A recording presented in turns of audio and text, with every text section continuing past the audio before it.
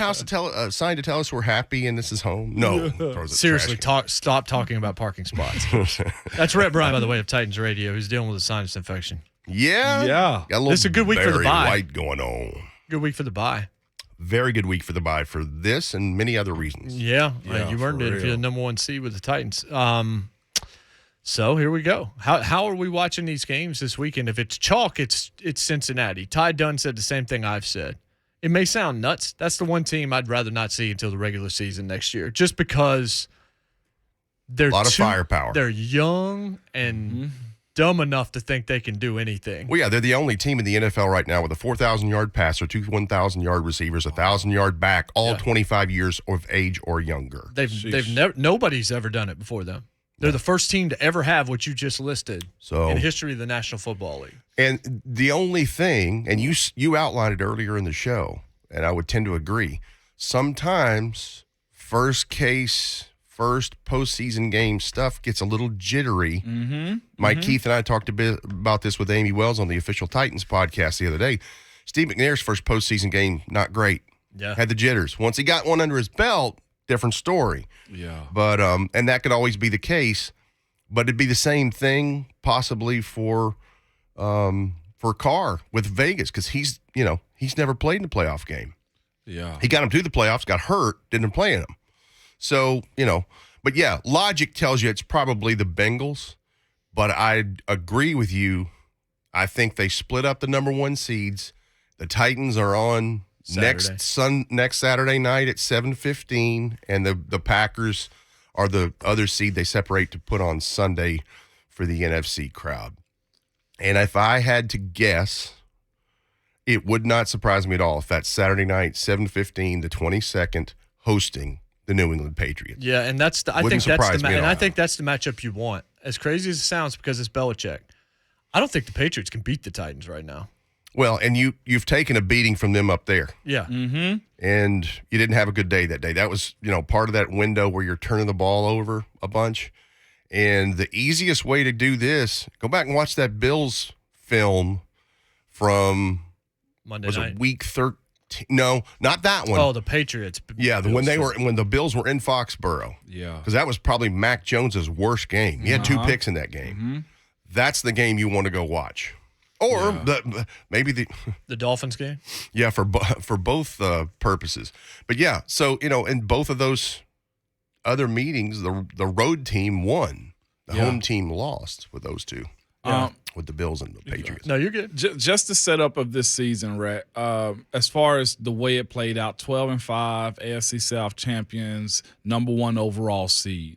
They've knocked off a couple boxes this year that hadn't been done with this current team in a while, man. Number 1 overall seed is pretty cool. And then also the other aspect of the playoffs, Rhett, is health. You got to be feeling good about this stuff that they got going on right now. Okay, first, it's the third time in franchise history. Yeah. 2000, 2008. And that's why I was, regardless of whatever it is, I was relieved that the Ravens were eliminated because I've seen that film twice before when they had the number 1 seed. Didn't like how that ended. So that isn't a possibility. It's third time maybe the charm here. Second part of it, health, 100%. It seems like things are lining up. You look at the offensive production on Sunday, and yes, they had a third quarter where people were gasping and white-knuckling. Yeah. But you had 4 receivers over 50 yards. And you've got Anthony Ferkser coming on just at the right time. Yeah. Last 3 games, 8 catches, 92 yards, 2 scores.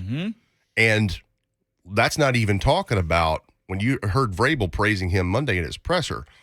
Mike Vrabel was talking about getting open, chipping, doing a better job of both, the sense of urgency.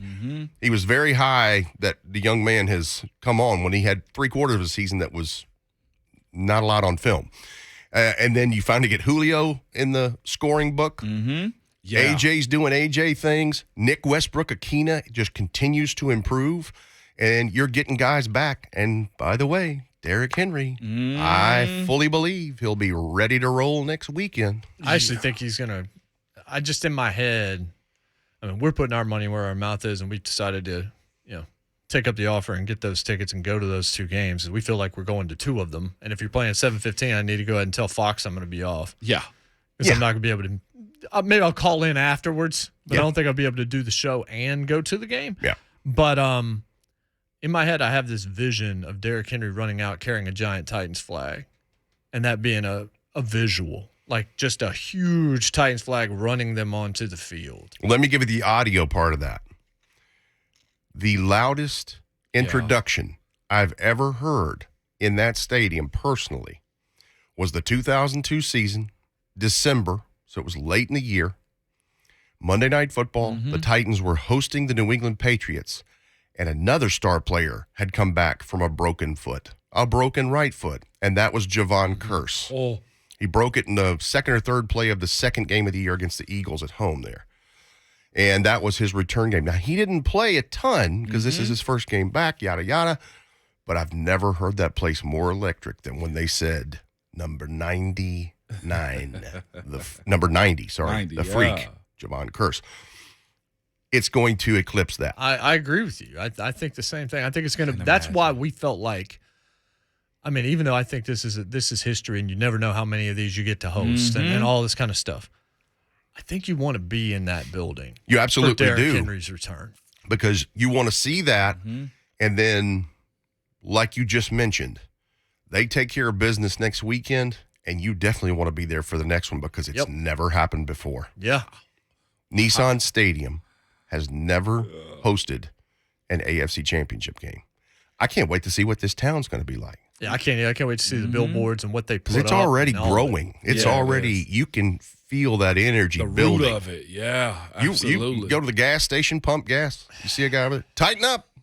You know, he sees got gear on or. And you know what? And it's warranted that on the other side of this demand, and everybody's acknowledged the price of the ticket is up too. Like that's a part of being popular. Just the way we could actually buy it at face value, I'm stunned. I was just like, okay, yeah, we'll do that because we're talking $2,000 for like upper level on Ticketmaster for the AFC title game right now. That point you made about the gas station, you know what I'm saying? Like conversation that you having, like this fan base has created that demand too. Which I ain't gonna say is rare, but it's now really that train is moving. Anybody interested in buying Logan Ryan a ticket? Somebody was. It ain't gonna be half off. He's got to pay full price too. He's got to pay secondary market money. He just might. Now he can afford it, but he just might have to. You put the secondary in secondary. Oh, Ooh. We talked to Ty Dunn. He picked a team that's now one of the worst run in all of pro sports. And they got a ways before they're coming back. The Giants. Yeah, listen. The biggest thing they did is sending Dave Gettleman out to pasture, and then how Joe Judge hung around for another 48 hours. I'll never know because I'm like anybody worth their salt that's coming in there for the GM job ain't gonna want him as your head coach, Right? Because I'm sitting here going, wait a minute, Brian Flores. They won 8 of their last 9, and he's gone. They lost 7 of the last 8, the Giants and Joe Judge, and he still has a job. How's that work? What are we doing? He was trying to make sure the weapon was cleaned up, Brett. We'll come back. We'll continue Filing to off break the down numbers. teams that are playing in AFC, and we'll let Rhett talk about the Colts when we come back. That's the Colts. JMart Ramon 104.5 The Zone. Bang, bang, bang.